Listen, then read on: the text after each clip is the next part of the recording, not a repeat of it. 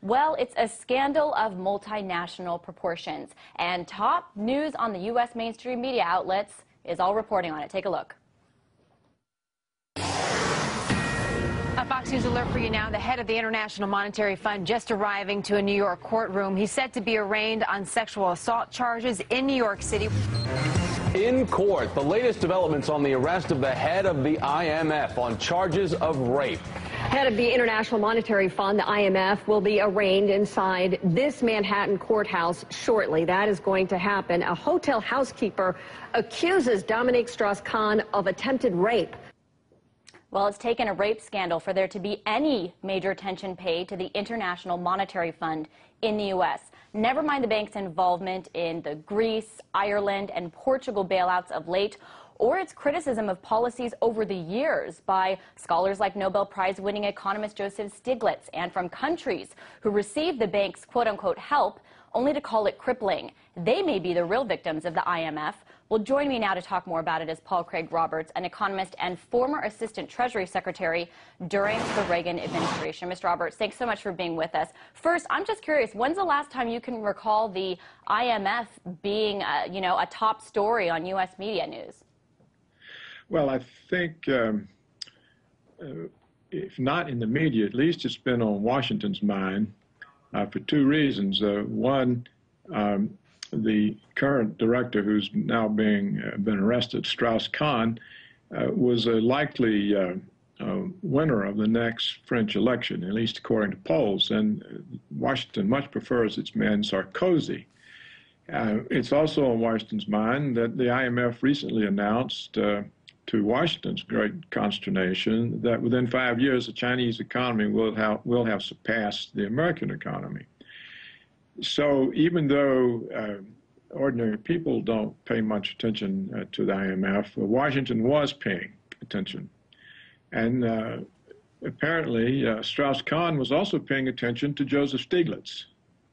And his policies were being noticed by the banks because Strauss-Kahn was advocating a return of regulation, to have the banks more carefully regulated so they couldn't produce such crises that poor people have to pay for. And this was also getting attention. What are you alluding to? I mean, what is the connection between Washington's feelings on Strauss-Kahn and their concern over the IMF and this rape scandal? He is now eliminated as a threat. And that always raises questions. You know, the prior threat to the banks was the New York governor, Eliot Spitzer. And he was taken out on a sex charge. And now we have the IMF director, and he's taken out on a sex charge. Whether it proves to be true or false, he's now out of the picture. And so this is a great relief to Washington and to the banks. You know, I've been in many New York hotels and hotels in other cities all over the world, and I have never had a maid come into the room unannounced, much less while I was in the shower. It sounds like you don't buy this story. Is that what you're saying?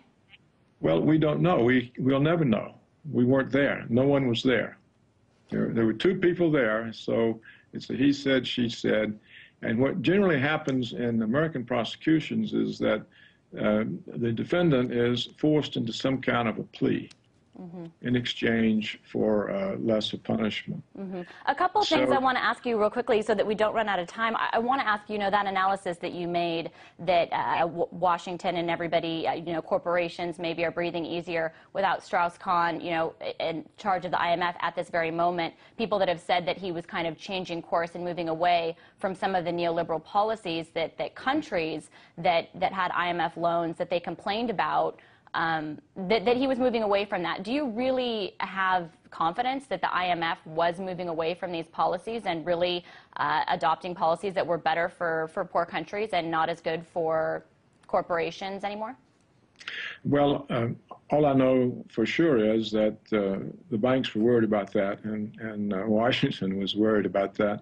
And Joseph Stiglitz seemed to believe it. So the two of them apparently were talking, and we know what Stiglitz's position is on that.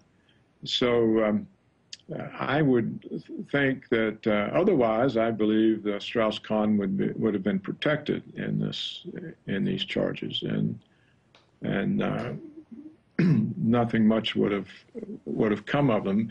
Generally, someone who's serving well doesn't encounter difficulties. It's only people who become threats that encounter difficulties. Well, there's people that have been embroiled in sex scandals in their careers, Bill Clinton, that sort of thing. I mean... And he survived it.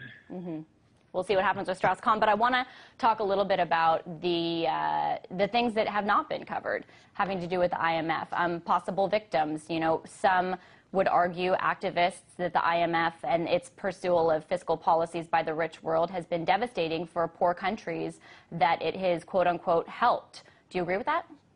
Well, that's the general, yes, I think that's generally true. An IMF austerity program always makes the ordinary people pay the cost of adjustment. And the IMF austerity programs are really despised by the so-called developing world, by the peoples there, because they invariably bear the brunt of them. And they will, just as they are bearing today in Europe. Mm-hmm. And that's something that, you know, I've reported on that in other countries, in Brazil, and seen some of that sentiment. So I'm curious why you don't think any of those stories ever get any play in the United States. You know, those bigger, more important, profound stories to much more people than one sex scandal. Well, because they're not applied to the Americans, so they don't experience the policies, and because often the austerity that's forced upon these so-called developing countries is in order that the New York banks can be paid off. So you wouldn't find the American media taking the side of some foreign population against Wall Street or New York. So I think those are the two reasons. If the policies were applied to Americans and they had to go through one of these programs, which they may yet have to do, they would certainly pay attention to that. But it's not their pain. It's the pain somewhere else. So it's not a media story. Not a media story, but we're making a media story right here. Thank you so much. That was Paul Craig Roberts, former Reagan administration official.